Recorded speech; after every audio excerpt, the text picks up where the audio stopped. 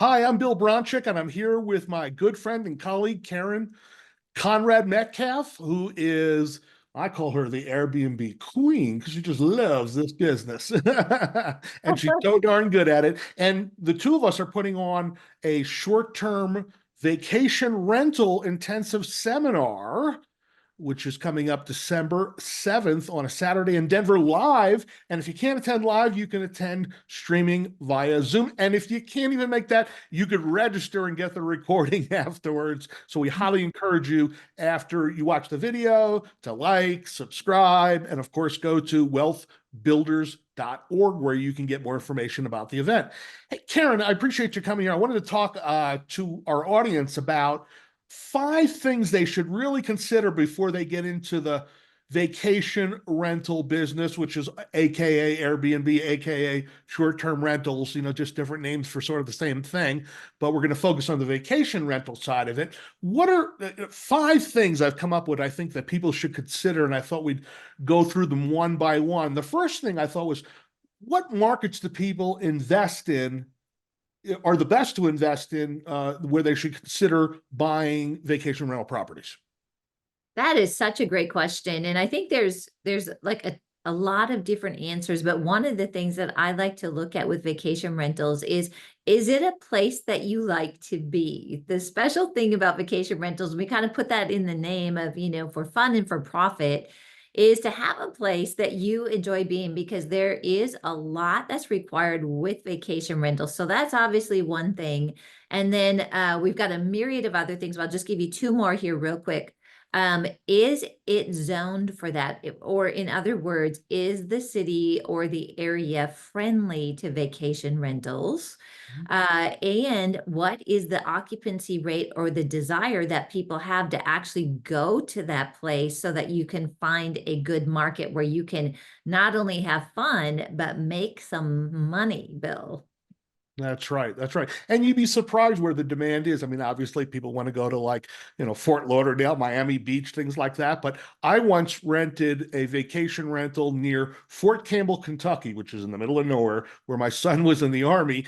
But there was only like 4 Airbnb properties in the whole town near there. And we had trouble getting it, and we paid at a premium price to get it.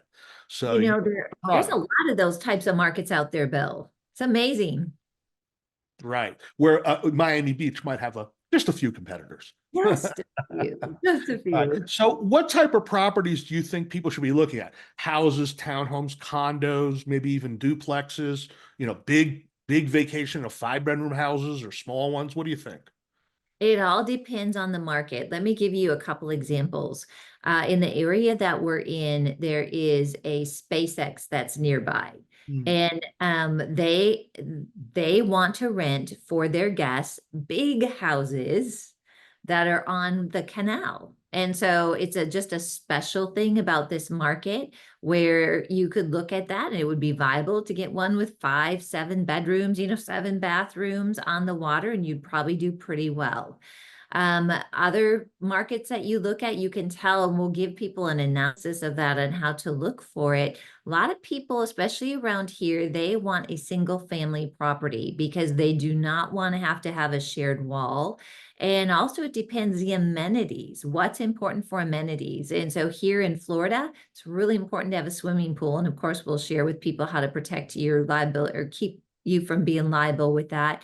But in Minnesota, you probably don't need a swimming pool because it's pretty cold there and there's lakes everywhere. That's right. That's right. Okay. Funding your purchase. I mean, do you have to buy it cash? Are there special loans available for vacation rental properties, or are they just like any other rental? Yeah, they're a little bit unique, and there's a lot of avenues that people can move into vacation rental. For example, maybe you are in a primary dwelling that you want to move out of, and you decide that you want to retain that property and turn it into a vacation rental.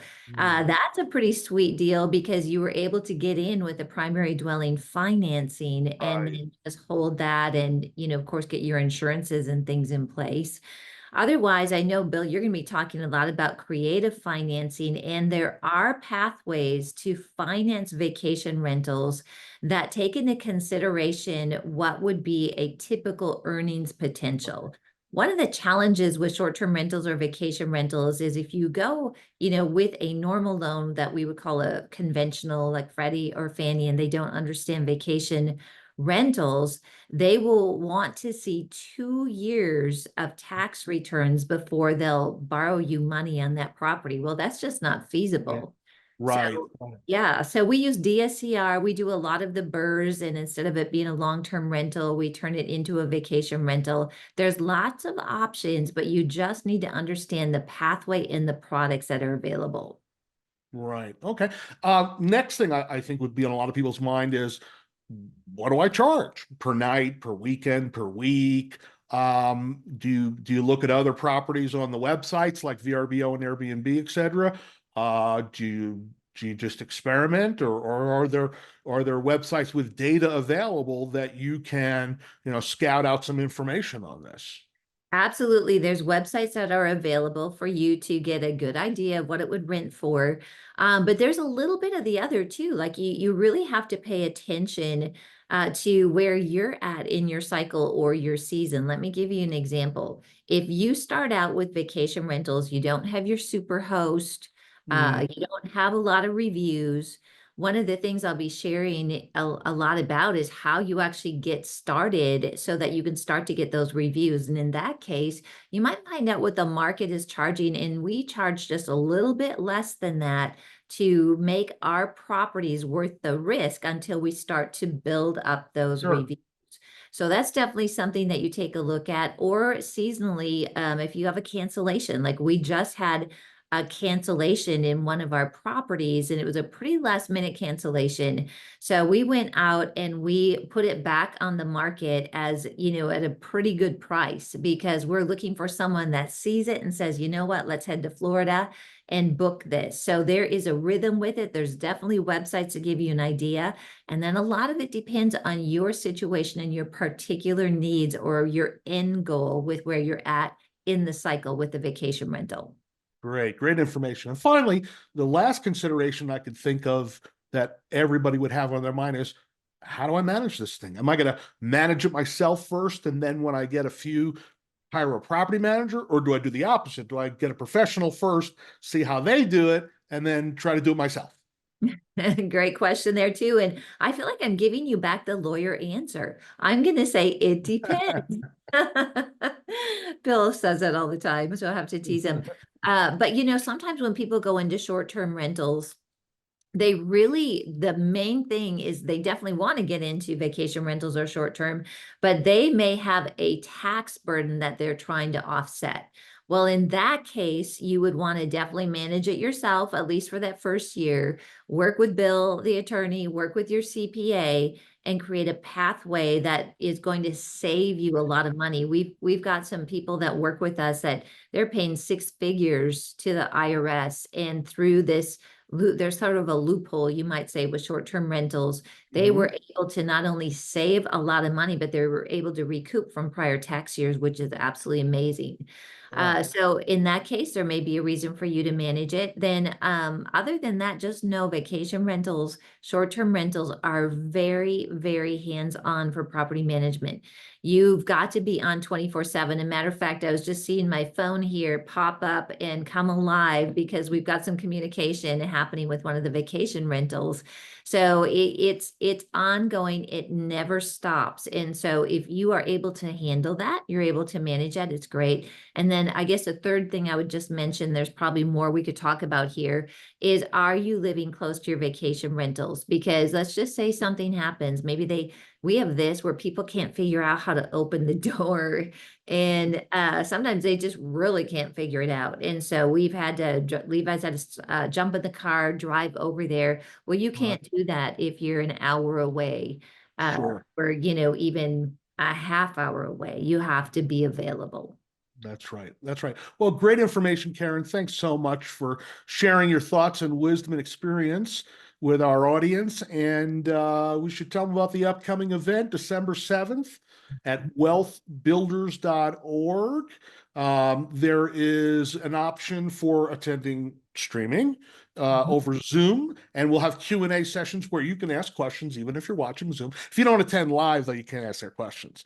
You can't ask as many questions that if online as if you get there. So we highly encourage you to come. It's in Denver, Colorado. It's an all-day event. It's 8:30 to 6:30. And then there's a VIP option for Friday night, but go to the website, wealthbuilders.org, and check it out. Any final thoughts that you wanted to share with our people? I just encourage everybody, if you want to learn about vacation rentals, or maybe you really want to up your game, this really is the event for you. It's really important information. Bill and I will be there all day with you, and we've got a lender coming in to talk about some financing, a lot of networking, and take advantage of the Friday night VIP, where we're going to have a nice dinner with a small group and be able to share and just really have great conversations with all of you leading up to the event the next day. Great. Well, we look forward to seeing you there live or online, and everybody have a great holiday.